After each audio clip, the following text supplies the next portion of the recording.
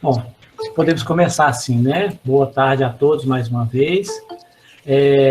Nós estamos em mais uma apresentação aqui do circuito de qualificação dos trabalhadores da atenção primária à saúde, com parceria da Unimontes, através do programa de pós-graduação em cuidado primário à saúde e a Superintendência Regional de Saúde de Montes Claros.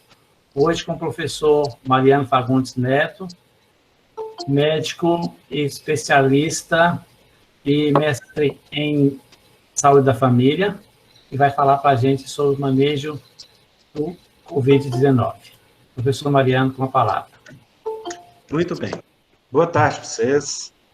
É um prazer apresentar esse assunto, que é um assunto pertinente e é um assunto que está na ponta aí dos casos. A gente está enfrentando isso agora, né? Agora, ao vivo, né? Todos os dias de manhã a gente tem pacientes com casos, isso aí é uma coisa real. Alguns amigos nossos estão adoecendo, alguns parentes nossos estão adoecendo, e a gente agora precisa fazer o papel fundamental da atenção primária, que é ser a porta de entrada, que é receber os pacientes, que é acolher os pacientes, tá? Se o áudio não estiver legal, vocês vão falando, eu vou começar a aula, prometo para vocês que até 5h30 a gente acaba, tá? É bastante coisa, mas eu acredito que vai dar para a gente ver tudo. A última vez que eu tive um encontro com alguns de vocês foi na AMANS, em março. E em março a gente tinha feito uma previsão, não sei se vocês lembram dessa previsão, eu lembro muito bem. Deixa eu ampliar aqui, peraí. Deixa eu fazer uma ampliação. Só um minutinho, deixa eu voltar aqui. Só um minutinho.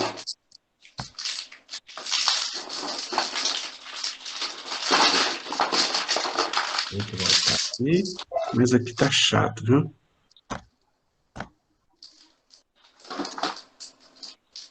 A conexão parece que caiu.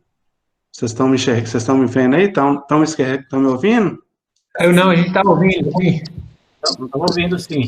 Tranquilo. Deixa eu só ampliar aqui, então, para a gente começar essa apresentação, porque aqui está complicado. Vocês estão conseguindo ver o slide, gente? Sim, não está na forma ampliada, né? Tá. É isso que eu estou tentando colocar na forma ampliada. Espera aí. Está selecionado a figura, você tira da figura que aí você consegue. Ah, tá, então, valeu. Ô, gente, boa tarde. Apareceu um nome aí, Cookie Chan Crazy, não sei de onde é isso. É Shirley, enfermeira, viu? Shirley Bretas de Souza, de Salinas. Muito bem, vocês estão enxergando aí? Agora? Vamos. Agora ficou top. Gente, então, ó, a aula, esse material está nesse endereço aí, ó. Vocês podem abrir esse endereço. Tem o material meu todo o que eu fiz hoje em relação a algumas coisas. Tem uma pasta específica sobre Covid que eu coloquei nesse endereço aí. Tem alguns formulários, alguns protocolos e tem essa apresentação. Essa apresentação vocês podem baixar, vocês podem apresentar, fazer da maneira que vocês forem, tá? Queria agradecer a uma médica artista que me ajudou, que foi a Marina, é uma pessoa muito especial. Quando a gente teve um encontro em março, eu fiz uma previsão, e eu até coloquei a foto da mãe de Nar, e falei assim, ó, é provável que mais casos de Covid sejam identificados no Brasil, nos próximos dias, incluindo mais casos de disseminação comunitária. É provável que em algum momento ocorra uma transmissão generalizada do Covid no Brasil. A transmissão generalizada do Covid se traduziria em um grande número de pessoas que precisam de cuidados médicos ao mesmo tempo. Escolas, creches, locais de trabalho podem sofrer mais abstenção. As reuniões de massa podem ser pouco frequentadas ou adiadas. A saúde pública e os sistemas de saúde podem ficar sobrecarregados, com taxas elevadas de hospitalização e morte. Outras infraestruturas críticas, como a aplicação da lei, serviços médicos de emergência e setores da indústria de transporte, também poderão ser afetados. Os prestadores de cuidado de saúde e os hospitais podem ficar sobrecarregados. Nesse momento, intervenções não farmacêuticas seriam a estratégia de resposta mais importante. Gente, eu chamei a atenção dessa última frase porque ela ainda é válida, tá? E nós vamos ter uma discussão sobre isso. Só lembrando um pouquinho de neuroanatomia, a gente sabe que a gente é formado de 2 dimídios. A gente tem um dimídio direito e a gente tem um dimídio esquerdo. E a gente tem os neurônios que fazem conexão do lado direito com o lado esquerdo. A gente sabe que o lado direito comanda o lado esquerdo, uma parte, e o lado direito comanda uma parte do lado esquerdo. Eles trocam fibras na degustação das pirâmides. Então, normalmente, no modelo fisiológico, o lado direito contribui para o lado esquerdo. E, normalmente, quando o lado direito está doente, quando o lado direito sofre um stroke, alguma coisa assim, o lado esquerdo contribui para ajudar o lado direito. Né? Há uma troca de fibras aqui, ó, na parte média do cérebro, e o lado direito ajuda o lado esquerdo, e vice-versa. Né? Eu acho que um dos formatos para a gente resolver essa questão nossa, talvez seja exatamente pensar dessa forma, pensar de uma forma mais fisiológica, pensar de uma forma que um lado acaba contribuindo com o outro, e em alguns momentos, um lado acaba ocupando o papel do outro, tentando ajudar o outro. Né? Em relação à linha do tempo, em relação ao coronavírus, a gente sabe que tudo começou em dezembro. Né? Em dezembro, dia 31 de dezembro, as autoridades chinesas emitem o primeiro sinal de alarme. Uma série de casos de pneumonia começaram em Wuhan. A partir daí, em janeiro, a OMS anuncia um novo coronavírus, inicialmente chamado de 2019 nCoV. Teve o primeiro caso confirmado fora da China, na Tailândia, né?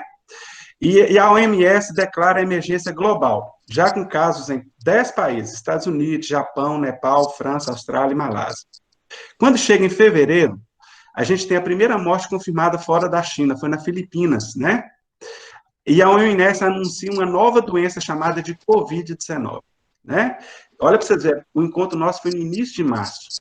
O Egito é o primeiro país africano a registrar um caso e a França registra a primeira morte na Europa. Quando a gente chega em março, a OMS declara a situação de pandemia. Foi um dia antes do encontro nosso. Mais casos foram da China continental e a OMS lança o projeto Solidariedade. Quando a gente chega em abril, a gente tem um número de casos confirmados ultrapassando 1 milhão. Em abril, a gente chegou a 1 milhão de casos. A Itália atinge o pico da doença, com mais de 130 mil casos. E o número de casos nos Estados Unidos ultrapassa 1 milhão, com mais de 58 mil mortes. Quando a gente chega em maio, o número de casos confirmados ultrapassa 4 milhões. A América do Sul se torna o epicentro da pandemia, com mais de 330 mil casos. No mês de junho, a gente já tinha 10 milhões de casos, tá? Olha para vocês verem a proporção dessa doença. Né? Só no Brasil a gente já tem 2 milhões de casos. Aqui, esse gráfico ele mostra exatamente a ascensão da doença ao longo dos tempos. Né? Vocês verem que do mês de junho para cá, o que predominou foi os casos na América. Né? E isso predomina até agora, no mês de julho.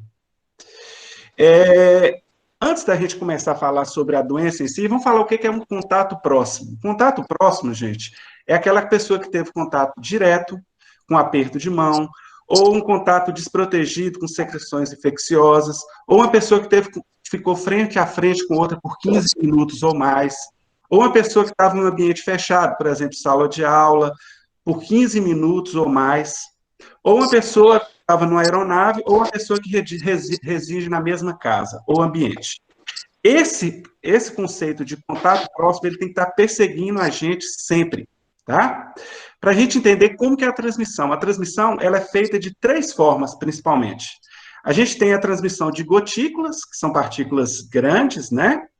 Essas partículas grandes, elas podem ficar imersas na pessoa, então a gente tem contato com a pessoa, ou pode ficar imersas no ambiente. Ou a transmissão pode ser feita em aerosol. O aerosol, as partículas são menores e, normalmente, há uma produção de aerosol. A gente costuma produzir o aerosol através de tosse e espirro. Além disso, a gente pode ter transmissão por contato direto, então, através das mãos, através do beijo, através das lágrimas e através da respiração. Ou através de celulares ou de outros objetos. Todas essas formas de contágio, elas são previstas, elas são possíveis, tá? E como que essa doença se apresenta? Quais são as apresentações clínicas do novo coronavírus? Mudou muito ao longo do tempo. Não sei se vocês lembram, em março, a gente falava que o sinal cardinal, o sinal mais importante era a febre, né? Inclusive tinha um joguinho lá falando de febre e tal. E que, acompanhado da febre, a gente percebia tosse. Naquela época, a gente não falava de anosmia, de geusia, a gente não falava de sintomas neurológicos. Então, a gente aprendeu muito com a doença ao longo desses meses. É isso que nós vamos falar agora, tá? Vamos começar com um caso simples, e aí, a partir desse caso, a gente vai evoluindo. Então, aqui nós estamos diante de um caso mais sério, de um homem que chega no hospital com febre, tosse seca e dificuldade de respirar. E, além disso, ele tem cansaço e mal-estar. Tem uma história de hipertensão, e usa enalapril, no exame físico ele está taquicárdico, está com a temperatura de 38,7, está saturando 88%. Vocês estão vendo que aqui 2 pontos são fundamentais: saturação de oxigênio, temperatura e frequência cardíaca. Isso a gente tem que colher dos nossos pacientes. Ele está aparentemente doente. Ele é admitido no hospital em um quarto isolado e começa a receber oxigênio, porque ele está saturando baixo. Recebe fluidoterapia e recebe antibiótico empírico, porque você não sabe o que está acontecendo com esse indivíduo. Você não sabe se isso é um coronavírus, se é uma pneumonia grave, vão entrar com antibiótico empírico e colher os exames. O raio-x tem infiltrado bilateral, e a tomografia revela múltiplas áreas lobares e subsegmentares. Esse caso é muito parecido com o primeiro caso que faleceu aqui em Montes Claros, tá? Quando você faz um suabo nasofaríngeo, e você faz um teste de reação de polimerase, você percebe a presença do vírus, o SARS-CoV-2, né? O paciente tem um desconforto respiratório no 7º dia e é transferido para a UTI. Então, se a gente pegar na história desse paciente, tem uns pontos fundamentais. Primeiro, é um idoso. Tem sintomas de febre, tosse e dificuldade de respirar. Tem cansaço. Ele é hipertenso, então ele tem doença cardiovascular. Ele usa enalapril, ele tem uma taquicardia, tem febre. Ele tem infiltrado no pulmão, no raio-x, e quando você faz a tomografia, você vê a opacidade em vidro fosco. Gente, a opacidade em vidro fosco não é patognomônimo de coronavírus, mas é um baita sinalizador. E o pior, ele piora no 7º dia. Não sei se vocês lembram, em março, que eu mostrei um gráfico para vocês, e falei assim, ó, não se esqueçam do 7º dia. A gente não sabia o que tinha no 7º dia.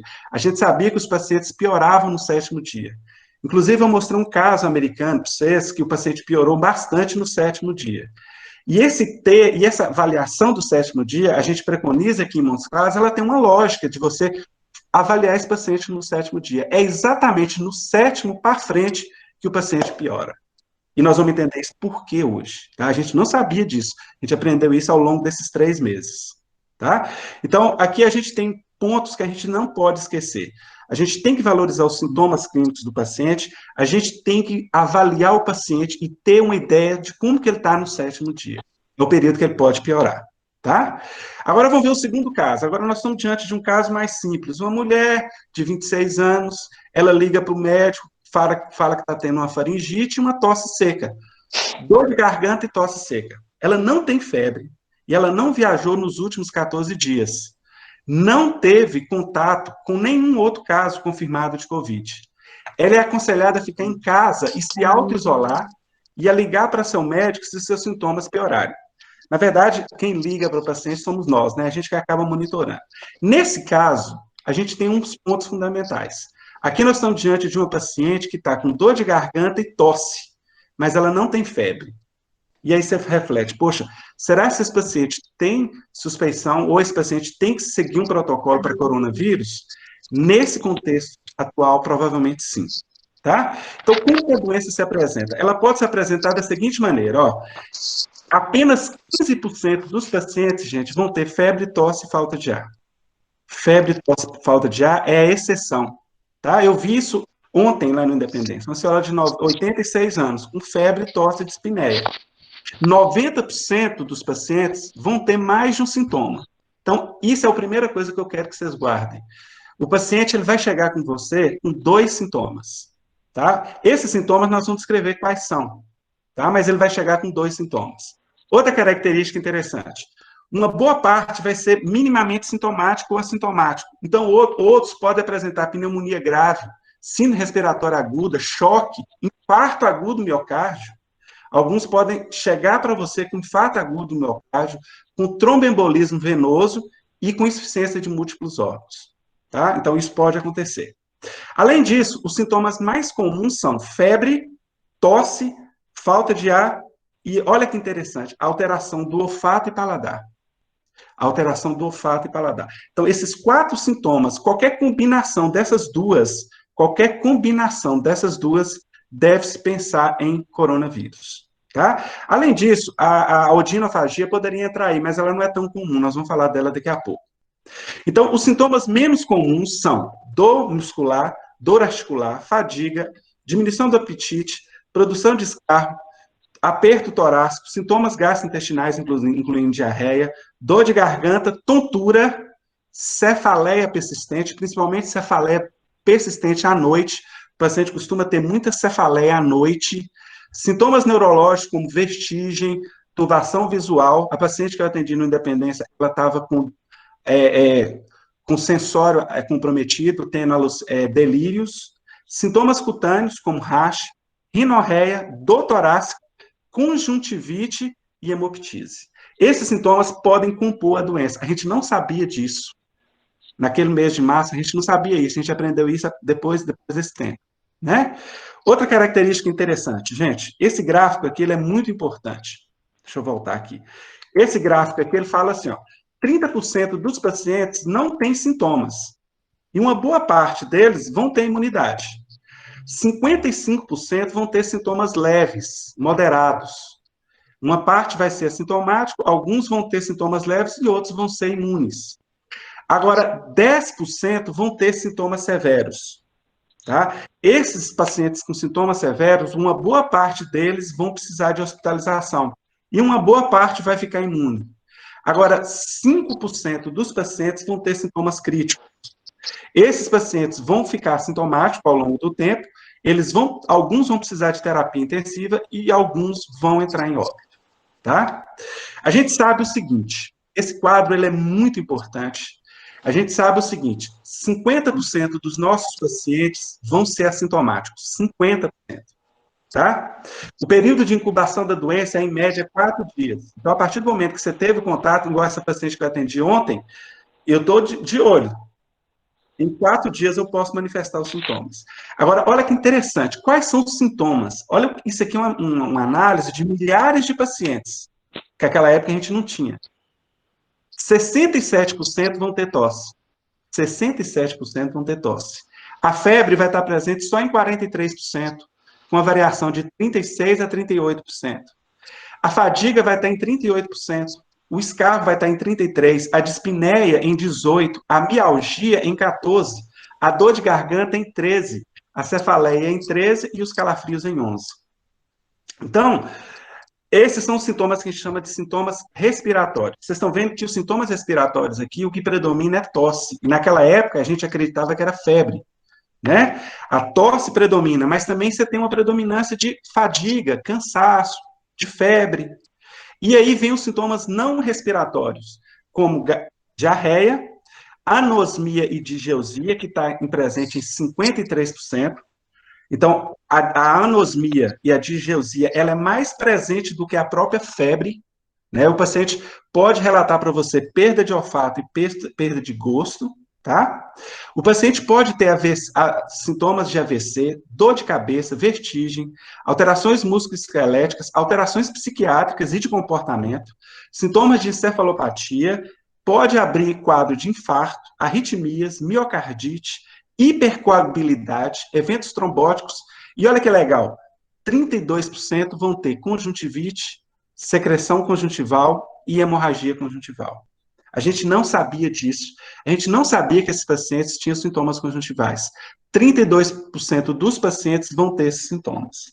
Então, o que esse quadro acrescenta para a gente? Ele acrescenta algumas coisas fundamentais, que a febre, ela não é mais o sintoma cardinal. Vocês lembram que nos primeiros protocolos, a gente colocava a febre como sintoma cardinal. A febre tinha que estar presente, mais outros sintomas respiratórios. A gente viu ao longo do tempo que a febre só está presente em 43%. A gente começou a valorizar, além da febre, outros sintomas. Agora chegou novos sintomas, como mialgia, como conjuntivite, como dor de garganta e como perda de olfato. Tá? Então, a gente tem que repensar os nossos critérios diagnósticos. A gente deve repensar. Tudo bem. O paciente ele pode chegar para você com sintomas leves, né? Uma náusea, uma diarreia, uma anosmia, uma geneusia, uma cefaleia, uma febre de 37,8, uma fadiga e uma tosse, né? Pode ter diarreia e em idosos você pode ter sintomas atípicos, tá? Esses são sintomas leves. Esses pacientes, eles vão ser conduzidos na atenção primária, tá? A gente atendeu ao longo dessas 2 semanas, a gente notificou em média 40 pacientes, só um não tinha sintoma leve, o resto foi tudo conduzido lá. O paciente pode chegar para você com pneumonia sem complicações, então ele pode chegar com tosse, né, e na criança a gente vai identificar com taquipneia, tá bom? A gente tem que observar, porque o primeiro sintoma da criança é taquipneia.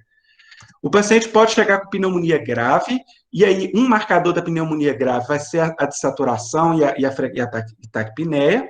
Então, avaliar a dessaturação vai ser importante. O paciente pode chegar com sintomas de síndrome respiratória aguda grave, né?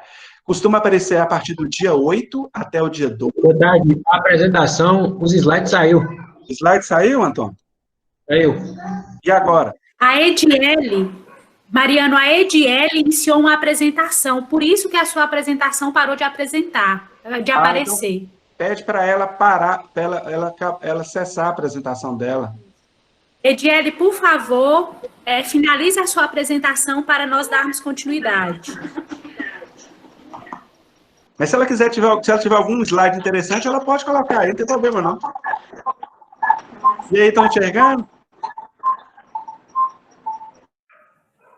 E agora?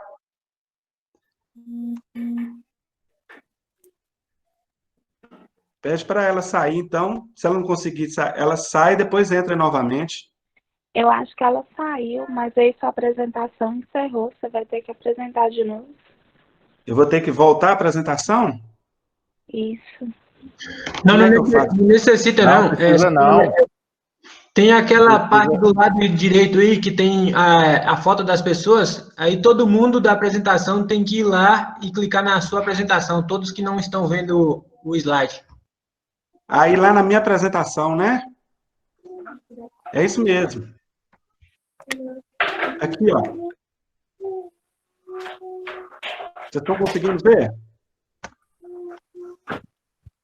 Aqui. Conseguem ver? Gente, eu acho que todo mundo deveria desligar as câmeras. Aí vocês conseguem...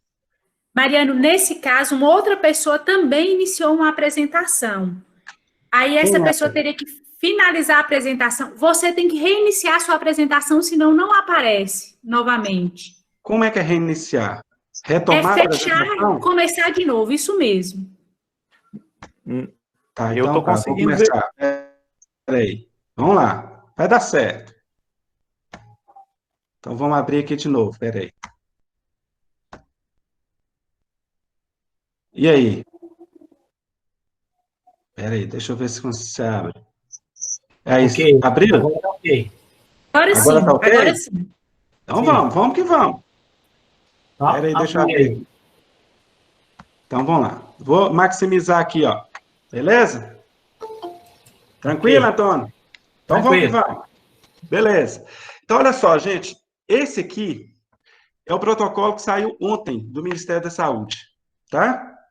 Esse protocolo do Ministério da Saúde, ele fala assim, ó, o que é sinais e sintomas de gravidade, tá? É falta de ar, é retração subcostal e ronco na criança, é cianose central e é dessaturação menor que 95 em ar ambiente. Meu caro, nós temos que ter oxímetro. Não tem jeito. Eu falei isso na apresentação de março. Falei, gestor, você comprou os oxímetros para os médicos, gestor? Nós temos que ter, porque isso aqui é parâmetro de gravidade agora. Isso define conduta. Compreende? Então, a gente tem que ter oxímetro. Então, saturação e taquipneia são sinais de gravidade da condição. Tá? Outras condições, sinais de sintomas de hipotensão, então a gente deve medir a pressão do paciente sentado em pé, alteração de pulso periférico, piora da condição clínica de doença de base, alteração do estado mental, como confusão e letargia, e olha que legal, persistência ou aumento da febre por mais de 3 dias, ou retorno após 48 horas de período febril. Então, o cara está com febre, e a febre persiste por mais de 3 dias, você é sinal de gravidade da doença. Então, você tem que passar isso para o seu paciente. Ó, sua febre não pode persistir por mais de 3 dias. Se sua febre melhorar e retornar, você tem que voltar aqui para a gente reavaliar. Então, olha tanto de coisa bacana que apareceu aí para a gente, ó. Essa condição aí de saturação, esse corte de saturação, na época a gente falou de 93, agora já é 95. Essa taquipneia, a hipotensão postural, então isso a gente tem que examinar no nosso paciente. O problema é que nós estamos tão com medo dos pacientes que nós não estamos conseguindo nem medir a pressão deles, né? Tudo bem. Lembrar da sepse e do choque séptico, não vou falar disso. E olha que interessante. Isso aqui é do governo do Estado. Nosso governo do Estado, de 20/7. O que ele define como caso para atenção primária? O que é, a partir de agora, um caso de Covid? Segundo Minas Gerais, né? A definição de caso agora é o seguinte, é um indivíduo que tem um quadro respiratório, que tem pelo menos 2 sinais e sintomas. Gente, agora não é mais ter febre, nada disso. Tem que ter 2 sinais ou sintomas, tá? E quais são os sinais ou sintomas? Febre, calafrios, dor de garganta, dor de cabeça, tosse, coriza, olha que interessante, distúrbio olfativo e distúrbio gustativo. Se tiver 2 desses sintomas, meu filho, você tem que suspeitar de coronavírus. Então, olha só, se chegou um paciente para você com coriza e dor de garganta, é suspeição para coronavírus. Ô, doutor, nem estou com febre, doutor Mariana, nem febre eu tô, nem tossindo eu tô. É suspeita de coronavírus, tá? Se tem dor de garganta, eu fiz as contas, eu já devo ter tido coronavírus esse ano 13 vezes. Porque todo dia eu estou tendo dor de garganta e coriza. Então, a máscara faz isso com a gente, né? Então, em crianças, além desses sintomas, obstrução nasal, você tem que pensar. E em idoso, sinais de agravamento como síncope, olha que legal, confusão mental, sonolência ou irritabilidade ou inapetência, também deve ser considerado, tá? Aqui ele faz o conceito do que é febre, tá? Febre acima de 37,8, pode ser aferida, referida, aferida ou referida. Essa mesma norma técnica fala assim, ó, o que é uma síndrome respiratória aguda grave? É o paciente que tem dispneia, ou, olha que interessante, ele chama bem atenção que é o ou pressão persistente no tórax, ou de saturação menor que 95, ou coloração azulada nos lábios. Gente, então se você atender um paciente lá, olha que negócio interessante, se você atender um paciente lá com saturação de 93, é uma síndrome respiratória aguda grave. Nós temos que ter fluxo para esses pacientes. Para onde nós vamos colocar esses pacientes? Esses pacientes vão para o hospital, vão para o hospital que vai ser montado. Como é que vai ser isso? Né? Isso tem que ser discutido. Em crianças, tem sinais indiretos, como batimento de asa no nariz, tiragem intercostal, sinais de esforço respiratório, desidratação e inapetência. Desidratação e inapetência. Tá? Criancinha sonolenta, criancinha que mudou o sensório, é síndrome respiratória aguda grave. Detalhe, normalmente em criança pequena, a gente não consegue medir tão bem a oximetria, tá? Então a gente tem que ir pelos sinais indiretos. Mudança do comportamento, a criança ficou mais sonolenta, ou tem sinais evidentes de desidratação, isso é síndrome respiratória aguda grave, tá? Outra coisa interessante, que ele chama a atenção nesse protocolo é o seguinte, os resultados dos testes rápidos, né, eles não deverão ser utilizados isoladamente para descartar os casos suspeitos. Então, se você está diante de um paciente, que você tem uma clínica, essa clínica que eu passei para vocês, e se ele tem um teste rápido negativo, isso não exclui o diagnóstico, tá? A gente precisa fazer exames mais específicos, a gente pode fazer sorologia plasmática, a gente pode fazer até o RT-PCR, né, que é o exame de SWAB, mas o teste rápido, por si só, ele não exclui o diagnóstico. Guarda isso, tá? E o que é caso recuperado? Isso tem muito discutido na atenção primária. O que é caso recuperado? É aqueles pacientes que podem ser inseridos na sociedade ou podem voltar a trabalhar. São casos confirmados de Covid que tiveram alta ou cumpriram o isolamento domiciliar de 10 dias e segundo o protocolo de Minas, são 10 dias e estão a 72 horas assintomáticos. Tá? Ele não está tendo tosse, ele não tem nenhum sintoma que sugere coronavírus em 72 horas. Esse paciente, gente, ele é considerado como recuperado. Meus caros, não tem como você fazer de outra forma. Presta atenção. Não tem como você considerar o paciente recuperado por sorologia. Você tem que considerar ele recuperado pela clínica dele. Tá? Então, se ele cumpriu aquele tempo que ele tem que se isolar, que aqui, segundo Minas, é 10 dias, em alguns lugares fala de 14, e ele não tem sintomas em 3 dias, ele é considerado como recuperado. Ficou claro? Beleza. Vamos fazer um exercício, vamos fazer um treininho, aí vocês vão me ajudar aqui. Esse é um caso real de um paciente de Cubatão. Ele tem dor no corpo, mal-estar e febre, e ele, no terceiro dia, ele tem um exantema difuso, ele tem um hemograma sem alterações e tem uma plaqueta de 117 mil. Ele tem dor no corpo, tem mal-estar, tem febre, tem um exantema no corpo, o hemograma está ok, as plaquetas estão um pouco embaixo. A pergunta é o seguinte, esse paciente pode ter dengue? Esse paciente preenche critérios para dengue? Ele preenche critérios para dengue, porque ele tem febre e mais 2 sintomas. Dor no corpo, mal-estar e rache. Poxa, pode ser muito bem dengue. Além disso, as plaquetas estão um pouco baixas. Posso pensar em dengue também. Inclusive, esse paciente, baseado nesses sintomas, foi feita uma sorologia para ele e deu positiva para dengue. O que tem de mais nesse caso, Mariana?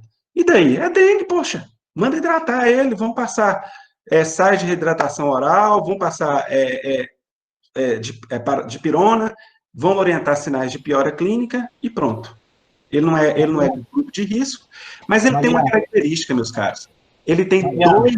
Oi?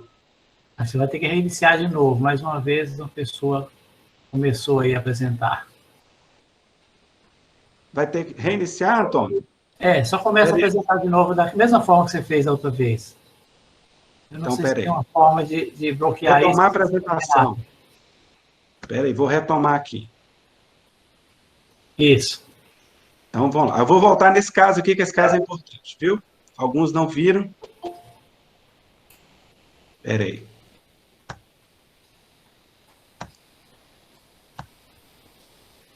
Então, vamos lá. Vamos fazer esse exercício aqui. Olha só.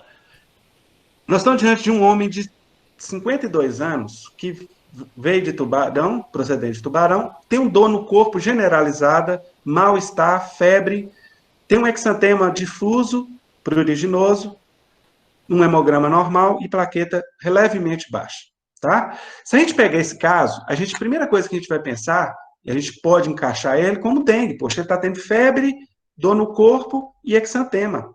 É muito bem dengue, tá? Inclusive, eu posso fazer uma sorologia para ele e a sorologia também dá positiva. IgM e IgG positivo para dengue. Pronto, fechou o caso. Vou mandar para casa. Seu Antônio, hidratação, meu filho, ó. Soro, de pirona. Volta aqui para a gente repetir a prova do laço. Beleza. Só que olha só. Ele tem 2 sintomas daqueles que eu falei para vocês. Ele tem febre e ele tem dor no corpo. Ele tem febre e ele tem dor no corpo. Ele não tem tosse, tá? Se ele tem 2 sintomas, ele tem que ser testado para COVID. Olha que interessante. Quando eu faço a testagem para COVID, o RT-PCR para COVID dá positivo. É um caso real. E aí você fala, o que esse cara tem? Esse cara tem COVID. Porque a COVID pode dar reação cruzada com dengue. Tá? Esse estudo aqui mostra isso. Ó. Ele pode dar falso positivo para dengue. A sorologia pode vir positiva para dengue, mas o paciente tem COVID. Tá? Então, guardar esse artigo é um artigo muito bacana aqui do mês de março. E olha que interessante. Então, eu queria que vocês guardassem esse slide aqui. Ó. Quando é que eu devo pensar em COVID? Insistindo, todo paciente com sintomas respiratórios, E, às vezes, a doença manifesta de forma atípica, como um mal-estar, dor muscular, uma sensação de fraqueza, até diarreia. A febre pode ser apenas referida, tá? Sensação de febre. Muitos terão dor de garganta, tosse, principalmente tosse seca, cansaço, falta de ar. Alguns vão ter perda do olfato e paladar, tá? Lembrar do diagnóstico diferencial da dengue. Mas em todo mundo que eu atender em um plantão pode ser Covid? Sim. Nós estamos diante de uma pandemia, meus caros, tá? Nós estamos diante de uma doença extremamente contagiosa. Todos poderão ser Covid. Mas o que eu faço, então? Eu dou atestado para todos os pacientes, peço exame para todos os pacientes, afasto os comunicantes? Sim, sim, sim. Sim para todas as perguntas. A nossa preocupação hoje é romper a cadeia de transmissão e diagnosticar o maior número possível de casos. É preferível errar para mais do que para menos. Então, veja bem, eu dou atestado para todos os pacientes, eu peço exame para todos os pacientes e eu afasto todos os comunicantes? Sim, sim, sim. Então, eu vou colocar aqui o nosso meme, para vocês não esquecerem. O meme nosso. Sim, sim, sim. Tá? Sim, sim, sim. Não se esqueçam, tá bom? Então, essa é a regra atual. Se você tem 2 sintomas respiratórios, até que se prove o contrário, você pode até provar que é dengue, mas se você não fizer a sorologia para Covid, você tem que pensar em Covid, porque pode dar reação cruzada. Tudo bem. Se não tiver conseguindo ver isso, da fisiopatologia, tá? Que é uma coisa muito interessante.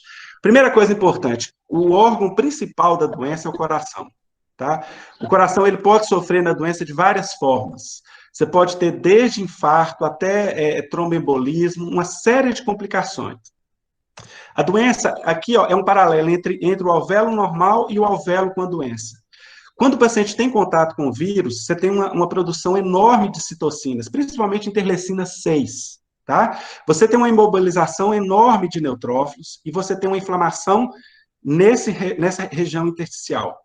Essa inflamação vai levar a um edema pulmonar, e esse edema pulmonar vai gerar uma série de reações que vai ativar a cascata de coagulação.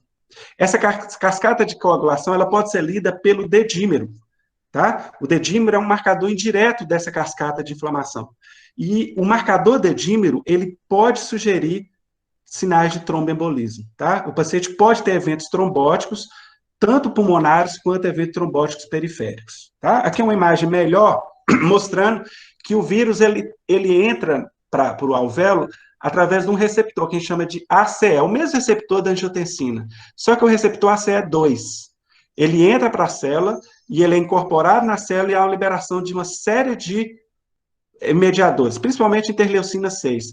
Uma das explicações da obesidade ser fator de risco para Covid é porque o paciente com obesidade tem muita produção de interleucina 6.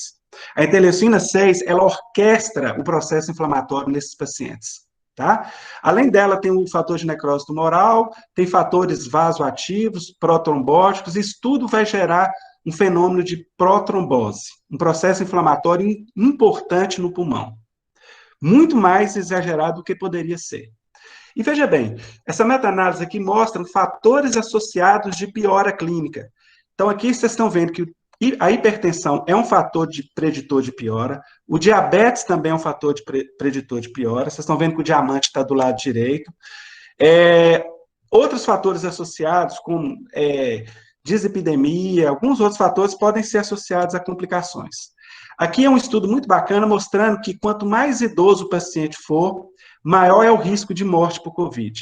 Vocês estão vendo aqui nessa casuística de pacientes acima de 85 anos, olha o índice de mortalidade deles comparado com um paciente jovem, tá? Se a gente pegar esse corte de 40 a 49 anos, quando a gente passa para 50 anos, né, a gente vai aumentando potencialmente. Eu ainda estou aqui, graças a Deus. Doutor Antônio está por aqui. Meu Deus. Tem alguns que já estão passando por aqui. Então, quanto mais você vai aprofundando na idade, maior é o fator de risco de piora da doença. Esse estudo mostra isso, tá? Aqui é uma imagem muito interessante do pulmão, como que a doença compromete o pulmão de forma bilateral, há uma destruição alveolar mesmo, há uma baita inflamação alveolar, inflama muito o pulmão, você tem uma mediação inflamatória exagerada, tá?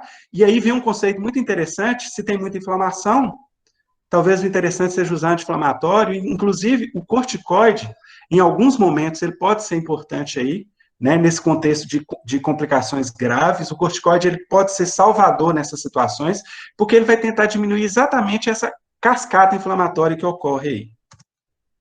Agora, veja bem, eu estou diante de um paciente e eu quero estimar a gravidade desse paciente. Alguns scores a gente pode utilizar na prática, mas esse score ele é muito prático, tá? E ele é validado. Esse score, ele te pede basicamente 2 exames. Você vai avaliar o seguinte: se o paciente não tem comorbidade, ele ganha 1 ponto. Mas se ele tem comorbidade, ele ganha 4. Então, se ele é hipertenso, diabético, ele ganha 4 pontos. Se ele for menor de 60 anos, ele ganha 1. Se ele for maior que 60, ele ganha 3. Se os linfócitos dele estiver acima de 1.000, linfócitos, tá? Ele ganha 1. Se tiver abaixo de 1.000, ele ganha 3. Se a LDH tiver abaixo de 250, 1. Entre 250 e 500, 2. E acima de 500, ganha 3. Se você fizer um somatório, esse somatório me dá a estimativa de risco de complicações. Então, se der de 4 a 6, o risco é de menos de 10%. Se for de 7 a 9, o risco é de 10 a 40%. Agora, se for de 10 a 13, o risco de complicações é acima de 50%. Tá? Isso me orienta condutas em relação ao acompanhamento, condutas em relação à intervenção, condutas em relação à internação. Tá? Se você faz esse call story e você percebe que o call story está muito alto, dá para você fazer, basta pedir um hemograma com diferencial. Mariano, de novo. Oi. Começa aí de novo a apresentação, porque eu acho que alguém começou. De novo. Vai dar certo. Espera aí, vamos lá de novo. Tem uma alternativa para isso, que é que todo mundo fixar a apresentação, mas se a pessoa... Retornar a apresentação. É. Compartilhar agora. Isso. Ok. Beleza, vamos lá. Se alguém tiver apresentação aí boa, pode colocar também, gente, não tem problema não. Então, vamos lá. Então, esse score ele é muito interessante, tá? Então, vamos aprofundando aqui. Então, veja bem, esse paciente nosso eu já falei para vocês, né? Falei do COVID, falei disso. Vamos falar um pouquinho da estrutura do vírus. O vírus, ele tem na estrutura dele, é um vírus extremamente interessante, porque ele tem essa capa aqui de proteínas, né? Essa parte interna, ele é revestido por todas essas estruturas, ele é um RNA vírus, e ele tem uma parte que chama spike glicoproteína, proteína glicospike. Essa spike glicoproteína, ou proteína spike, ela é o sítio de ligação do vírus na célula pulmonar, tá? Nós vamos falar dela porque tem alguns tratamentos que focam nela. Esse vírus ele é muito interessante porque ele tem uma estrutura genética muito grande. Ele tem, só para vocês terem ideia, ele tem o número de pares de genes dele é 3 vezes maior do que o vírus do HIV. Então, ele é um vírus extremamente complexo, com uma série de cadeias genéticas, com vários genes, e olha que legal, a maioria dos genes dele, a gente pode considerar como proteínas não estruturais, enquanto que para compor o vírus mesmo, para compor a estrutura do vírus, a gente basicamente 4 proteínas. A maior parte das proteínas dele servem como proteínas não estruturais. Por que eu estou querendo dizer isso para vocês? Proteínas não estruturais são proteínas responsáveis pela replicação viral. Então, para que ele consiga replicar dentro da célula, ele precisa utilizar essas proteínas. Só que ele utiliza muitas proteínas. Isso é muito legal para a gente. Por que é muito legal? Porque cada proteína dessa pode ser um sítio para um medicamento. Então, para cada tipo de proteína dessa, você pode gerar um tratamento específico. Por isso que tem tanto tratamento para a COVID. Na verdade, uma boa parte não tem muitos. E outra característica interessante, se você tem muita proteína que é responsável pela replicação, você consegue produzir a vacina com mais facilidade, porque se você consegue você consegue reconhecer essa proteína e produzir uma vacina, você consegue erradicar melhor esse vírus, tá? Então, essa estrutura genômica dele, tão complexa, ela é um fator de vantagem para a gente, porque a gente consegue reconhecer essas estruturas. Então, tem uma regra que fala assim, ó, o antiviral para o coronavírus é questão de tempo. Basta você produzir um medicamento que interaja com essas proteínas não estruturantes. Então, vai surgir um antiviral ao longo do tempo, porque não deu tempo ainda para surgir, tá? Então, guardar essas proteínas, principalmente essa aqui, que chama RDRP, porque a maioria dos estudos é sobre ela. E aí, o certo é o seguinte, o vírus incorpora aqui, o vírus tem duas maneiras de incorporar a célula. Ou ele pode incorporar através desses dois receptores, e aí ele incorpora na célula, aqui ele é degradado, aqui ele utiliza a estrutura da célula para se replicar, para formar dois genes, e aí depois ele passa numa fase do complexo de Golgi, ele tem que passar nessa fase do complexo de Golgi, ele se envelopa no retículo endoplasmático e depois ele é eliminado. Interessante que o fato de passar no complexo de Golgi, você pode também produzir anticorpos aí, que interajam aí. E outra característica interessante é que, como ele precisa ser incorporado para essa proteína aqui, uma outra parte da incorporação por vírus é pela entrada direta. Ele entra diretamente na célula, tá? Lembrar que aqui é a proteína relacionada à IECA, né? Por que eu estou querendo falar isso? Porque a hidroxicloroquina, ela age exatamente aqui, ó. Ela age impedindo a entrada do vírus, não por essa via, mas pela via de entrada direta, né? Isso faz com que perca um pouquinho da função, um pouquinho da ação dela. Se a hidroxicloroquina interagisse aqui nesses receptores, ela talvez seria mais efetiva, né? Outra reflexão interessante sobre a hidroxicloroquina é que para ela atingir concentrações citoplasmáticas, para ela atingir concentrações dentro da célula, você precisa de 1 mês de uso, né? Enquanto que no tratamento habitual a gente usa só 5 dias. Né? Mas a gente vai falar um pouquinho mais, que também tem algumas vantagens. Tem os prós e contras. Eu vou mostrar todos para vocês. Aqui é a mesma imagem que eu mostrei para vocês, o vírus incorporando aqui a célula. Aqui há uma mobilização de células inflamatórias, né, de citocinas inflamatórias. Essas citocinas inflamatórias, elas levam um edema pulmonar importante, um influxo de monócitos, né, uma ativação da cascata de coagulação, uma formação de microtrombos e eventos microtrombóticos ao longo do tempo, né? A história natural da doença é essa, ó. O paciente vai ter os sintomas, normalmente o período de incubação é até 5 dias, né? A média é 4 dias. A partir desses sintomas aqui, ele vai ter a piora dos sintomas a partir do 7º dia, né? E ele vai ter dispneia, vai ter piora dos sintomas neurológicos, né? Isso aqui, essa fase crítica aqui, ela aparece principalmente a partir do 10º dia. Então, há uma piora no 7º e há um agravamento no 10º, né? O ideal é que esse paciente, no 7º, se ele tiver um agravamento no 7º, ele poderia estar internado. Mas ele pode entrar numa fase crítica no 10º dia, a partir do 10º dia, né? Então, essa imagem, ela é muito defendida para quem defende o tratamento, né? Eles mostram muito essa imagem, e ela divide a doença em 3 etapas. A fase de replicação viral, a fase pulmonar, de pneumonia e tosse, e a fase 3, que é de hiperinflamação, onde você tem um processo inflamatório extremamente exacerbado. E para cada fase dessa, você tem marcadores, né? Seja marcadores plasmáticos ou marcadores clínicos, e você tem intervenções, tá bom? Interessante que nessa fase aqui, ó, pulmonar, o marcador de procalcitonina é um marcador interessante, né? Aqui o marcador de LDH também ajuda você. Aí você usa aquele score que eu mostrei para vocês. Então, em relação aos testes, quais os testes que a gente tem? A gente tem basicamente 4 testes, tá? Para a gente diagnosticar a doença. A gente tem o teste molecular, que é o PCR, em tempo real, que a gente faz através da coleta, né, nasal e oral.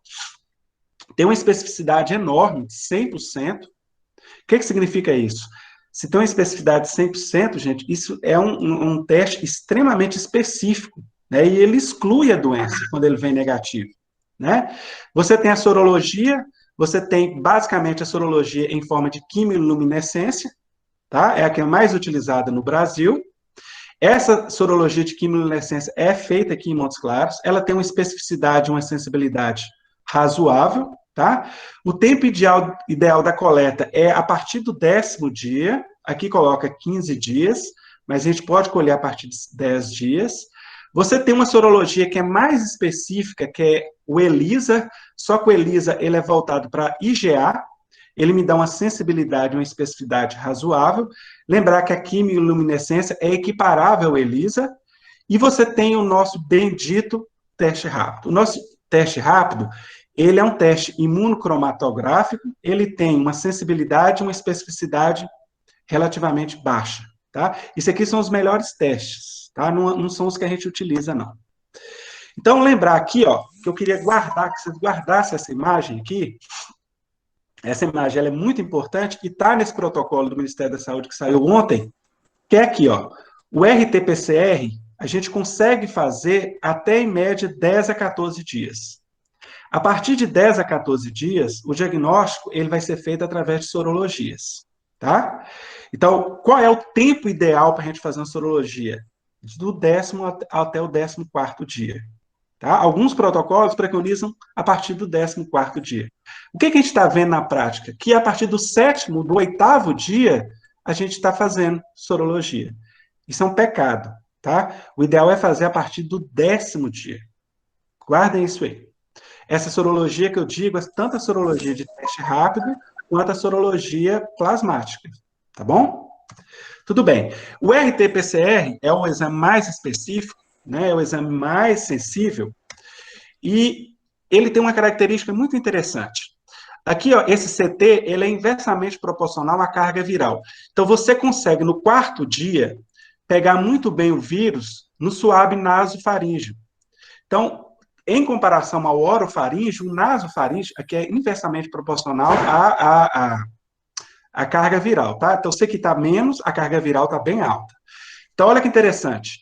Se você faz o teste de PCR, no dia 4 você tem isso aqui, no dia 7 você já tem menos, você vai ter uma carga viral menor. Então, o ideal é que você faça em torno do 3º para o 4º dia. Para cada vez que você vai evoluindo mais no tempo, menos você vai conseguir pegar o vírus, tá? Lembrar que esse número aqui está grande, mas a carga viral está baixa. Então, e o melhor local para pegar o vírus é nasofaríngeo.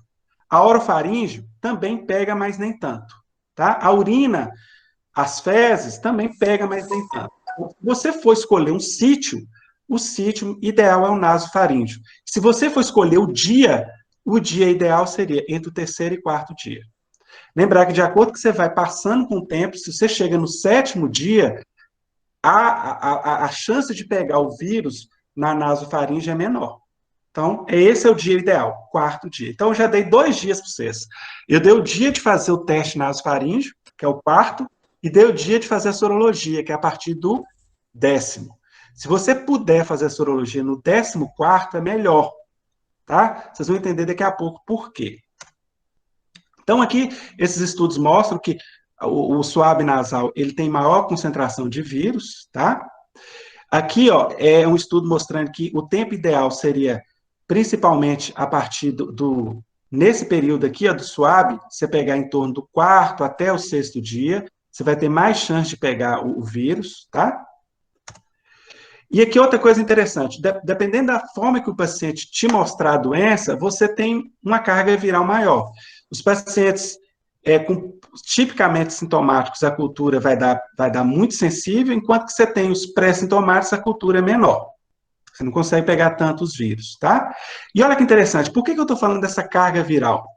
Porque, dependendo da idade, você vai ter uma carga viral menor. Então, aqui, ó, quanto maior a idade, maior a carga viral. Isso pode explicar muito bem a forma de gravidade da doença. Existe uma relação entre idade e carga viral. Os indivíduos, depois dos 50 anos, eles têm mais propensão a ter uma carga viral maior. Consequentemente, o teste de RT-PCR nesses indivíduos vai ser mais fácil de você conseguir pegar o vírus, porque eles vão ter uma concentração de vírus maior na via aérea e, consequentemente, ele vai ter complicações maiores. Não se sabe por quê. Não se sabe por quê. Tá? Por que esses indivíduos acima de 50 anos têm maior concentração de carga viral? Tudo bem. Lembrar que os idosos, né? E aí eu coloco aqui para a gente, idoso vai ser acima de 50 anos, tá? Em relação a complicações. A gente sabe que os idosos eles ocupam uma população grande, né? Vocês viram lá na Itália que a maior parte dos pacientes que morreram foram idosos, né? Então, o idoso, ele é mais susceptível às complicações, e uma das explicações tem a ver com a carga viral, né? A sorologia que a gente faz, ela é focada para vários componentes. A gente está na etapa 1, no estágio 1 de sorologia. Lembrar que o HIV evoluiu muito, né? Então, aquela sorologia plasmática, ela é fase 1. Tem componentes do vírus que vai te dar uma sensibilidade e uma especificidade de 100%. Então, vão surgir sorologias ao longo do tempo que vai te dar uma sensibilidade de 100%. Ela não existe ainda, tá? Porque a gente não tem ainda como fazer uma sorologia específica para esse componente viral. Mas vão surgir, tá? E esse gráfico é muito legal. Esse gráfico é muito interessante, porque o coronavírus, ele tem uma coisa muito diferente dos outros. Pode acontecer no coronavírus do IgG vir primeiro que o IgM. O que a gente espera normalmente é que o IgM venha primeiro, mostrando que é uma infecção aguda, e logo após o IgG. Mas pode acontecer do paciente apresentar primeiro o IgG para depois apresentar o IgM. Então, essa questão da sorologia, você só vai ter certeza que o paciente está curado, que ele está recuperado, quando você tem uma sorologia que te mostra IgG ou IgM positivo e, principalmente, melhora clínica, tá? Porque essa sorologia, da forma que ela está, da primeira geração, ela confunde muita gente. Você pode, por exemplo, fazer um teste rápido e vir, por exemplo, IgG positivo, IgM positivo, IgG e IgM positivo, e por incrível que pareça, em pouquíssimos vírus, você pode ter a IgG vindo antes da IgM, tá? Isso não é o habitual nas doenças. Tudo bem. Então, aqui mostrando a sensibilidade, né, do ELISA, da quimiluminescência, né? Esse é o teste rápido que a gente utiliza. Vocês estão vendo aqui que nesse teste rápido, esse é o melhor teste rápido de todos. No Brasil, a gente tem vários testes rápidos ruins, e aqui você mostra, nesse teste rápido, IgG e IgM positivo, e aqui um teste rápido só com IgG positivo, tá? Então, isso aqui te ajuda no diagnóstico, te auxilia no diagnóstico, mas não fecha diagnóstico. Você tem que associar com a clínica, tá bom? Então, aqui a interpretação dos exames, vale a pena vocês estudarem isso aqui, o que representa cada um, não vou entrar em detalhes, né? E, em relação aos exames, a primeira regra que a gente tem que fazer, testar o máximo possível que a gente puder, testar todo mundo, testar todos os pacientes que têm pelo menos 2 sintomas. Todos os pacientes que têm que ter 2 sintomas, eles têm que ter um isolamento e eles têm que ser testados. Como que deve ser testado, a gente não sabe. Como que é a política disso, a gente não sabe. Como que é alencado os recursos para a saúde, a gente não sabe. E, principalmente, como que é a disponibilidade dos exames. Será que a gente tem disponibilidade para testar todo mundo? A gente não sabe. Esse é o grande desafio para a gente, atualmente, tá? Não é montar hospital de campanha, não é montar ambulatório especializado para acompanhar paciente, é aumentar o aporte de testagem. E aí eu deixo essa mensagem para os gestores, por enquanto. Reflitam sobre isso. Tudo bem. Outra coisa muito interessante em relação ao vírus é a imunidade celular. Os pacientes que têm contato com o vírus, eles vão desenvolver uma imunidade humoral e uma imunidade celular. A imunidade celular, ela pode ocorrer nos pacientes que tiveram coronavírus, mas pode ocorrer também nos pacientes que foram voluntários. Aqueles pacientes que nunca tiveram coronavírus, 34% deles têm imunidade celular positiva com o vírus. E o que explica isso? O contato anterior com os outros coronavírus. Quanto mais coronavírus você teve contato ao longo de sua vida, mais chance você ter de ser imune celularmente para esse coronavírus, né? Nós que estamos na atenção primária, que estão ali, ó, todos os anos atendendo paciente com coronavírus e tendo contato com eles, a gente pode ter uma resposta celular efetiva contra o coronavírus. 34% dos pacientes voluntários soronegativos têm imunidade celular para o coronavírus. Olha que legal, né? Tudo bem.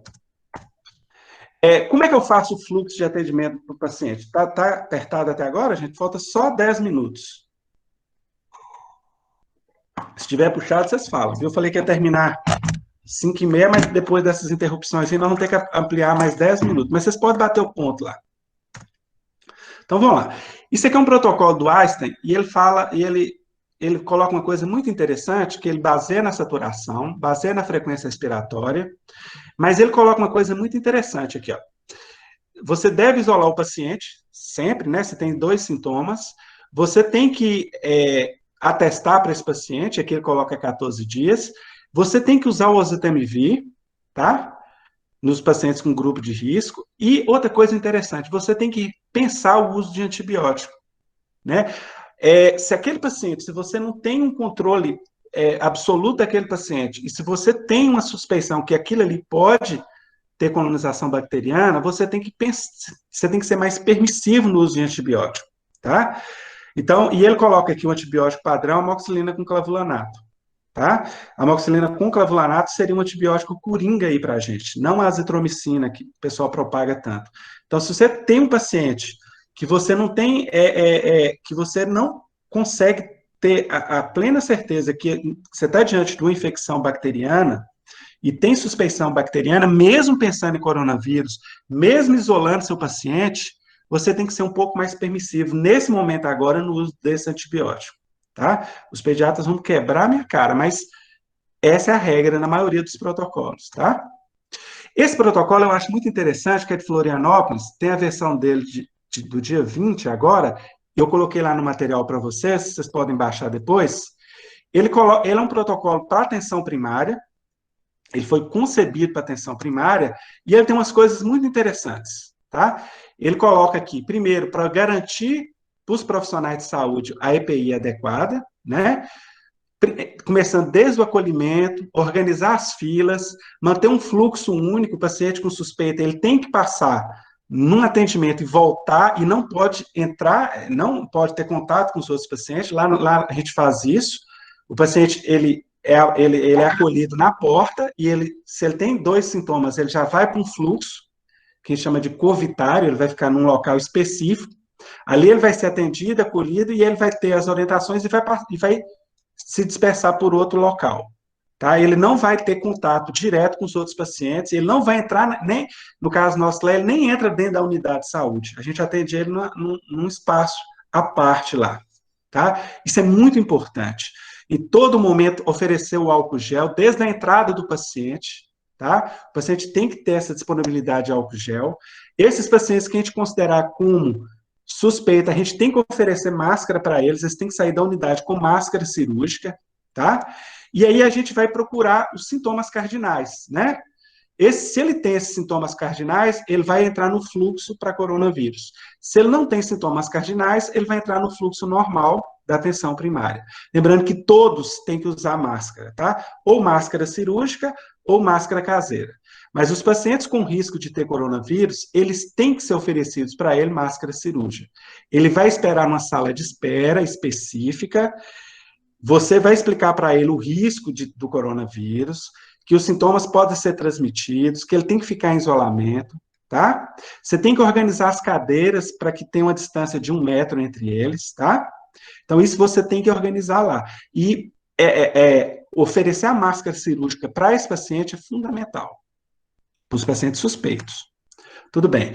A partir do momento que você estratificou seus pacientes, você dividiu seus pacientes, quem pode fazer isso muito bem é a turma do acolhimento, pode ser o médico, o enfermeiro, ou o atendente, né, bem equiparado com...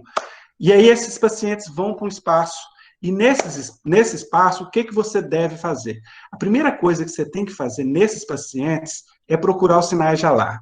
Será que esse cara tem um sinal de alarme que vai me remeter a uma síndrome respiratória aguda grave? Será que esse paciente deve ser referenciado para outro serviço hospitalar? Tá? E aí, como que eu vou fazer isso? Eu vou utilizar o EPI completo, máscara, face shield, touca, capote, tá? Vou estar luva, vou estar prontinho esperando o paciente, e aí eu vou avaliar um por um. E na avaliação desse paciente, eu vou olhar alguns dados, vou olhar o estado sensório dele, vou ver se ele está em confusão mental, vou olhar a saturação, vou olhar a frequência respiratória, frequência cardíaca, vou verificar se ele tem hipotensão postural. Então, o que a gente planejou lá? A gente deixou o material só para o covitário. Um aparelho de pressão, um estetoscópio, um termômetro, um oxímetro, tudo para o covitário. Tá? Esse material a gente utiliza só para os pacientes suspeitos. Então, aferir a pressão, olhar a frequência respiratória, olhar a saturação do paciente. Tá? Se esse paciente tiver algum sinal de alarme, algumas medidas podem ser feitas na própria unidade. Eu posso, por exemplo, se eu estiver suspeitando uma infecção bacteriana, eu posso infundir medicamento para esse paciente, antibiótico na unidade de saúde, a ceftriaxona. Se ele tem sinais de anafilaxia, eu posso infundir adrenalina. Se tiver sibilância, eu posso fazer puff de aerosol.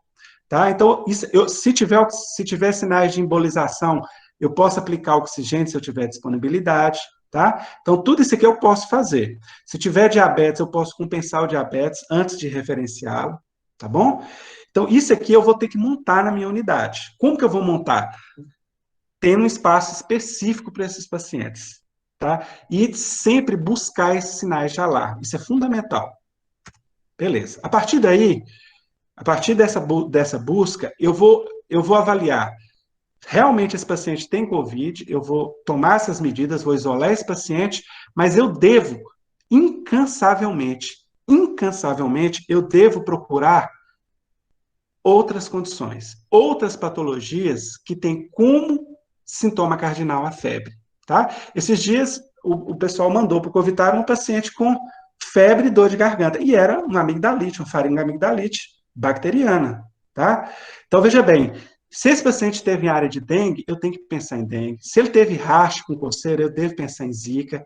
Se teve edema articular, se teve dor articular, eu tenho que pensar em chikungunya. Se tem suscetibilidade à febre amarela, esse cara não tomou vacina, eu tenho que pensar em febre amarela. Se é criança, eu tenho que pensar em sarampo, tá? Principalmente se tem sintomas catarrais, conjuntivite.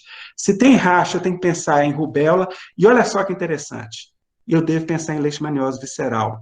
E aí eu tenho que procurar esplenomegalia, tenho que avaliar sinais de anemia. Além disso, se esse cara teve contato com enchente, com alagamento muscular é brincadeira, né? Enchente muscular, mas eu tenho que pensar em leptospirose, por exemplo, se foi para uma fazenda, para uma floresta, teve contato com água parada, pensar em leptospirose.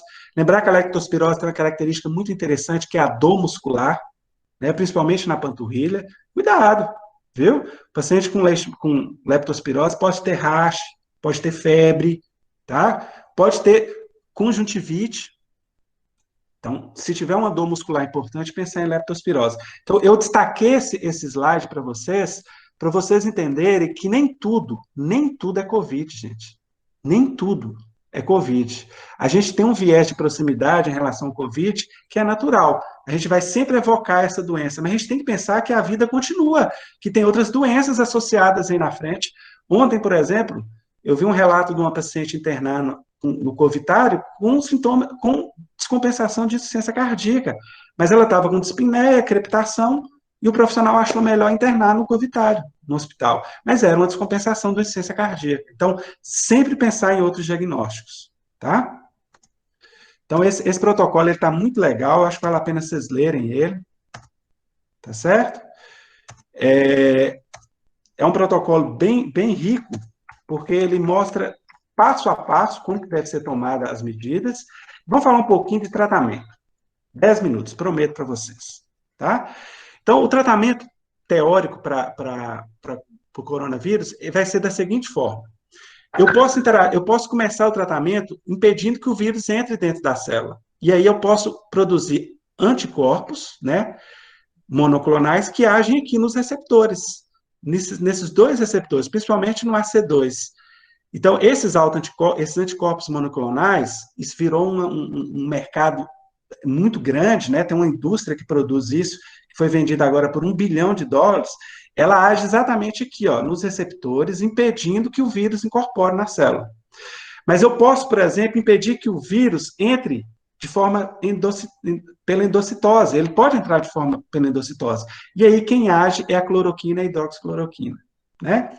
Lembrar que a maior parte das vezes o vírus entra por esse caminho. Então, a cloroquina e a hidroxicloroquina, ela tem uma função, tá? É exatamente impedir a entrada do vírus. né? Outros tratamentos, como lopinavir, ritonavir, ela age aqui, ó, levando a proteólise. Esses antivirais agem aqui, ó, impedindo a replicação. Todos esses medicamentos podem ser possíveis de ser usados, né? Então, hoje a gente tem esse arsenal de terapêutico, né? Esse arsenal de terapêutico, ele é preconizado aí, né? A gente tem a ivermectina, que impede o transporte celular do vírus, a nitazoxanida, que impede a maturação, que é um antiparasitário, tá? Então, tem fundamentação e tem artigo para tudo isso aí. Nós vamos falar um pouquinho sobre isso, tá? A cloroquina, ela tem um efeito antiviral e também tem um efeito antitrombótico, teórico, né? Ela mostrou eficácia em primatas, mas quando você utiliza ele em humanos, os estudos mostram que ela não tem uma eficácia tão legal. Esse aqui é um estudo pequeno, feito na China. Esse aqui é outro estudo que mostrou resultados favoráveis, um estudo maior um pouquinho, também feito na China. Interessante que há uma diminuição da interleucina 6 nesses pacientes, né? Esse estudo aqui mostra também resultados desfavoráveis. Esse estudo aqui mostra também, com dose alta, né, resultado desfavorável. Esse estudo foi feito no Brasil, lá em Manaus, né, aumentou a mortalidade, inclusive ele foi interrompido. Aqui outro estudo que mostra desfavorabilidade, outro estudo também, outro estudo que mostra também, o Remdesivir é uma medicação antiviral que virou moda, né? Tem um estudo aqui que mostra que ele diminui a carga viral, mas é muito caro, né? É uma medicação venosa, tem que ser feita a nível hospitalar. O lopinavir e o ritonavir, que é um inibidor de protease,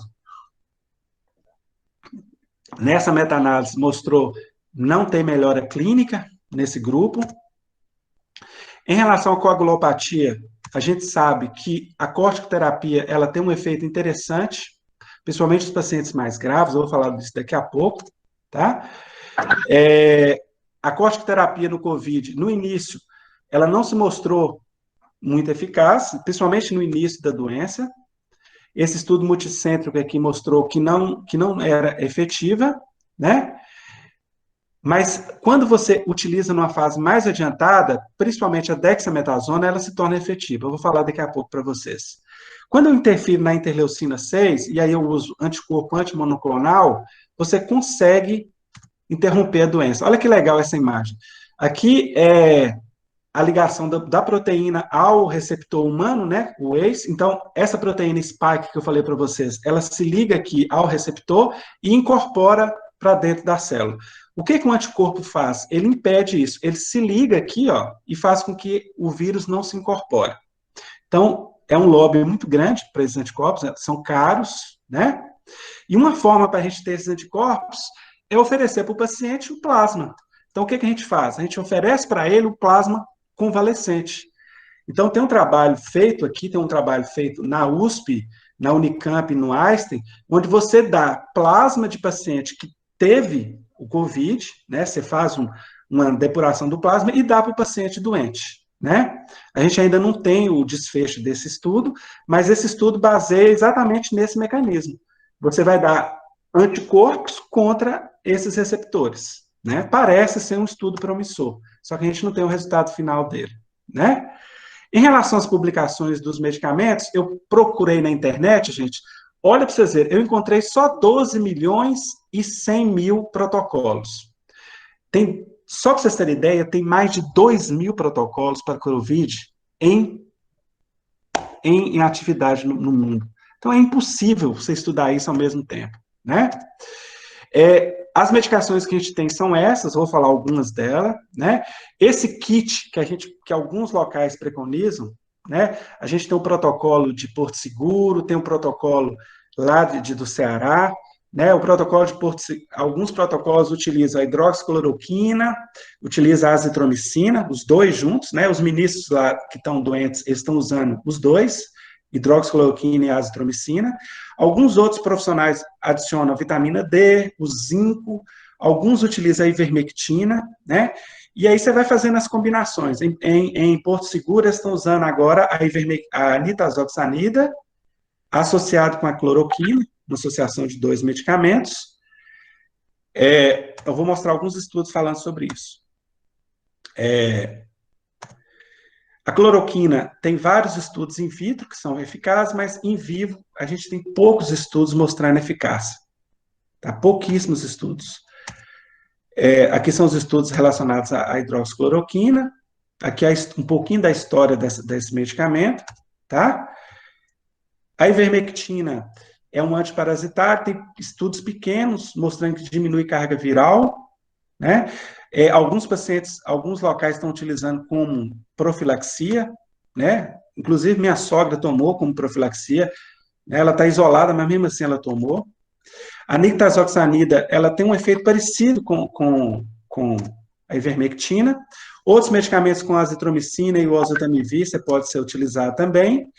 E eu queria dar um enfoque maior no corticoide, principalmente esse estudo Recovery, que ele mostrou diminuição de mortalidade com o uso de dexametasona. Mas aqui, meus caros, são para pacientes internados, tá? A anticoagulação são para pacientes internados. Então, esses estudos, eles são impactantes não para a atenção primária, mas principalmente para os pacientes que estão lá sendo recuperados a nível hospitalar. Então, o corticoide, ele tem sua eficácia para esse grupo e os anticoagulantes também. Tá? Aqui é uma recomendação do Ministério da Saúde, que eu tirei ontem, ele fala assim, ó, do 1º ao 5º dia, você vai oferecer cloroquina mais azitromicina ou hidroxicloroquina mais azitromicina. É o que o Bolsonaro está usando e é que os outros ministros também estão usando. O da saúde também está usando isso aí. E eles estão difundindo isso aí, né? O que o consenso da Associação Brasileira de Infectologia fala e da Sociedade Brasileira de Pneumologia? Esse consenso saiu semana passada e ele coloca algumas recomendações.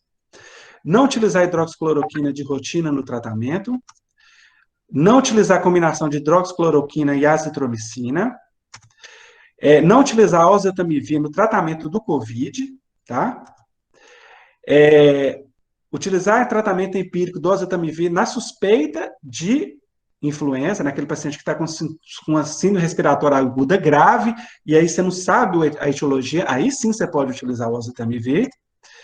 Não utilizar lopinavir e ritonavir de rotina no tratamento, é uma recomendação fraca e nível de evidência baixo. Outra recomendação, não utilizar glicocorticoide de rotina, só nos pacientes internados e em situações especiais que precisa de ventilação, de suporte de oxigênio. Não utilizar profilaxia para tromboembolismo de rotina. Não utilizar antibacteriano profilático em paciente com suspeita de COVID. Com suspeita de COVID, tá? Tudo bem. A gente tem essa falsa segurança, isso, tem um questionamento sobre isso. Essas são as sociedades que apoiam isso. E eu queria mostrar um protocolo não brasileiro, que é o protocolo do NIH, que é o protocolo inglês, que saiu também antes de ontem. Esse protocolo do NIH, que o pessoal defende muito, né? Os ingleses defendem muito isso aí, ele coloca algumas coisas. Que não é recomendável fazer profilaxia para coronavírus, independente da medicação que você utilizar, não é recomendação profilaxia. Aqui a gente está utilizando muito a ivermectina como profilática. Interessante que, em relação a essa questão de ivermectina, Betim, ela fez um decreto muito legal. Ela instituiu o programa antiparasitário de Betim. Então, ele fala assim, ó, esse programa antiparasitário, ele promove a dispersão da ivermectina profilática para os pacientes com risco de ter parasitose. Olha que legal. Se você tem aqueles indivíduos que têm chance de ter lombriga, estrongiloides, sarna, é interessante usar a ivermectina. Então, todos os pacientes lá de Betim podem usar a ivermectina como profilática para sarcoidose, para lombriga, para estrongiloide, não para coronavírus, tá, gente? Mas para piolho. Então, aquela paciente que está lá, aquela médica ou aquele promotor, ó, eu vou usar a ivermectina para mim não desenvolver piolho, nem escabiose, em Betim você pode conseguir, tá? Mas só que de forma profilática. Os antivirais, as recomendações, ele reforça o uso do Remdesivir, gente, tem uma discussão muito grande do custo desse medicamento, tá? A hidroxicloroquina ou a cloroquina, ela não é recomendação habitual, segundo esse protocolo. Outra coisa interessante, a hidroxicloroquina com a azitromicina também não é uma recomendação segundo esse protocolo. O lopinavir e o ritonavir também não é uma recomendação segundo esse protocolo. Vocês viram 2 protocolos que falam contra o lopinavir e o ritonavir. E nesse mesmo protocolo eu achei legal que ele fala um tanto de coisa da cloroquina, vale a pena vocês lerem, ó, várias páginas de cloroquina, tá? E olha, gente, eu vou deixar só esse site aqui, se vocês quiserem dar uma olhada, chama c19stude.com, é um site que mostra as melhores evidências em relação à cloroquina, tá? Ele mostra alguns estudos que mostram a eficácia da cloroquina. Inclusive, tem um estudo de ontem lá, ó, tá? Que mostra que a cloroquina tem eficácia no controle da doença. Então, eu não quis tendenciar nem para um lado para o outro, mostrei os estudos que falam contra e também estou deixando para vocês aqui um site só sobre estudos que falam a favor da cloroquina. Cabe a nós agora olhar um lado e o outro e tomar essas decisões aí. Em relação à vacina, inclusive a vacina, é a solução para nós, né? E ela também virou política aqui nossa, né? Então você tem a vacina chinesa, que o São Paulo defende, e você tem a vacina de Oxford, que o Ministério da Saúde defende. Então, até nisso, até na vacina, você tem politização. E aí eu volto àquela história nossa, né? Do direito e esquerdo. Talvez a solução para a gente seja a gente fazer a degustação das pirâmides. Talvez, se a gente conseguisse fazer com que um lado ajudasse o outro, talvez as coisas funcionariam melhor no Brasil. Se a gente focasse mais na fisiologia das coisas, talvez funcionaria melhor, né? Então, quais as conclusões, né? O que eu devo levar para casa? Então, o olho que eu tenho que saber. Olho, o que eu tenho que saber afinal? Então, o que eu tenho que guardar dessa história que eu contei para vocês em 1h30? Vocês estão aguentando eu até 1h30. Então, o que eu tenho que saber, gente? Que pacientes dificilmente são capazes de exercer autonomia real quando criamos expectativas irreais. Pacientes dificilmente são capazes de exercer autonomia real quando criamos expectativas irreais. Segunda coisa, que existem diferentes tipos de tratamento que necessitam de estudos robustos que validem os mesmos. Que o segredo para o fim da crise está na vacinação em massa. A gente sabe disso, e ela vai chegar. Porque o vírus, ele é muito, como se diz, ele é muito vaidoso, né? Então, para ele se replicar, ele usa um tanto de gene, e é isso que é o pecado dele. E outra coisa que eu tenho que saber, que o fluxo de atendimento dos pacientes é baseado na estratificação de risco. Que os exames clínicos e a oximetria, ela define conduta. Lembra da hipotensão postural, da dessaturação, da ausculta, da aferição da pressão arterial, da frequência respiratória. Isso define sua conduta em relação ao paciente. Isso você tem que verificar no 7º dia, não esqueça disso. E que a vigilância e gestão dos casos e contatos é competência da atenção primária e impactam diretamente na morbimortalidade. Gente, nunca se pôs à prova tanta atenção primária quanto está sendo agora. Nunca se chamou a responsabilidade a nós. Lembrando que a coordenação do cuidado e a porta de entrada do cuidado é nosso. Lembrando que a integralidade e a longitudinalidade é nossa. Então, a gente vai encaminhar nossos pacientes. Esses pacientes, eles vão ser internados, mas a gente vai coordenar o cuidado dele, da família dele, a gente vai fazer vigilância nos contatos, a gente tem que sugerir os exames para esses pacientes, a gente tem que ficar atento aos sintomas de alarme e a gente tem que estar mantendo contato direto com esses pacientes, seja por telefone, seja pelo WhatsApp, a gente tem que manter uma linha direta com esses pacientes, tá? E lembrar que sempre tem novidade. Essa aula eu montei hoje, tem 5 dias que eu estou nessa aula, provavelmente semana que vem ela vai mudar toda. E é muito obrigado para vocês. É isso. Antônio, terminamos, Antônio. Ok, Mariano. Muito obrigado pela sua palestra aí. Eu acho que foi bastante proveitosa. Agradeço a todos os presentes. Nós tivemos aí momentos até com 200 e poucos participantes. Estamos concluindo, apesar dessa longa duração, com 177 pessoas participando. Eu acho que, em função do tempo, talvez não seja possível a gente fazer uma rodada de perguntas, mas nós vamos disponibilizar material para o pessoal que tiver interesse, né? Então, a gente agradece, Mariana, agradece todos os participantes. Semana que vem a gente continua com esse ciclo, com a ênfase agora no trabalho do agente comunitário de saúde, na próxima semana. Muito obrigado. Só um reforço aqui, ó, eu coloquei no chat o endereço para vocês pegarem o material, gg.gg/Mariano Fagundes. Tudo minúsculo, tá, gente? A Renata já disponibilizou no chat também, reforçou aqui no chat também, e a gente vai estar disponível a aula gravada no nosso canal lá do programa. Renata, E aí você passa para mim alguma coisa? Você passa para mim colocar no grupo dos médicos daqui de Montes Claros, viu? Sim, A aula. Ok, tranquilo. Muito bom, muito obrigado para vocês. Professor Antônio, eu gostaria de agradecê-los, tanto a você quanto ao Mariano, pela disponibilidade, pela parceria.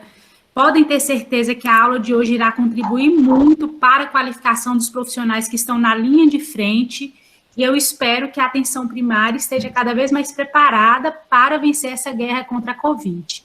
Muito obrigada e contem com a Superintendência Regional de Saúde de Montes Claros para o que vocês precisarem. Obrigada. Ok, obrigado. Boa noite a todos, então.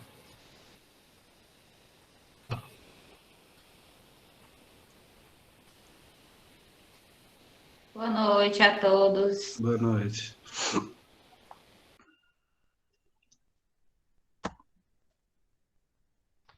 Boa noite a todos.